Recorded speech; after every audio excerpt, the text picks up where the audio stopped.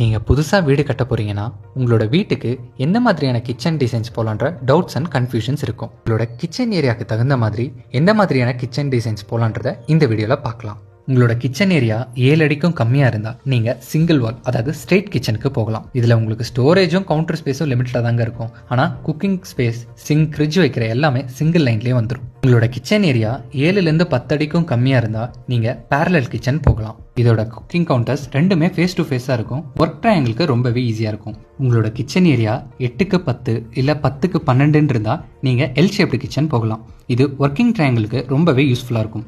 சமைக்கிற இடம், பாத்திரம் கழுவுற இடம், அப்புறம் ஃப்ரிட்ஜ்லேருந்து திங்ஸ் எடுப்பீங்க. இது மூணுமே கனெக்ட் பண்ணுறது தான் ஒர்க்கிங் ட்ரையாங்கிள்னு சொல்லுவோம். இந்த கிச்சன் போகிறப்ப உங்களுக்கு கார்னர் ஸ்பேஸ் கிடைக்கும். அதை நீங்கள் ரொட்டேட்டிங் யூனிட்ஸ் வைக்கிறதுக்கு யூஸ் பண்ணிக்கலாம். உங்களோட கிச்சன் ஏரியா 10க்கு 10 இருந்துச்சுன்னா நீங்கள் யூ ஷேப்டு கிச்சனுக்கு போகலாம். இதில் உங்களுக்கு மேக்ஸிமமான ஸ்டோரேஜும் கவுண்டர் ஸ்பேஸும் கிடைச்சிரும். இதில் உங்களுக்கு குக்கிங்க்கு, வாஷிங்க்கு, ப்ரிப்பரேஷனுக்கு தனித்தனி ஜோன்ஸாக செப்பரேட் பண்ணிக்கலாம். இதில் நீங்கள் வாக்வே லெஸ் தென் 4 ஃபீட் கொடுத்தீங்கன்னா ரொம்பவே கன்ஜஸ்டடாக இருக்கும். உங்களோட கிச்சன் ஏரியா 12க்கு 15 இருந்தால் நீங்கள் ஐலாண்ட் கிச்சன் போகலாம். இது ரொம்பவே லார்ஜாகவும் இருக்கும், ஓப்பன் கிச்சனாகவும் செய்யலாம். ஐலாண்ட் கிச்சனில் ஒரு ஐலாண்ட் கவுண்டர் டாப்பை நீங்கள் ப்ரிப்பரேஷன் பண்ணுறதுக்காகவும், டைனிங்காகவும், ஹாப் இல்லை சிங்க்குக்கு நீங்கள் யூஸ் பண்ணிக்கலாம். இந்த மாதிரி யூஸ்ஃபுல்லான இன்ஃபர்மேஷன் வீடியோஸை பார்க்க மறக்காம தினம் ஒரு தகவல் பேஜை ஃபாலோ பண்ணிக்கோங்க.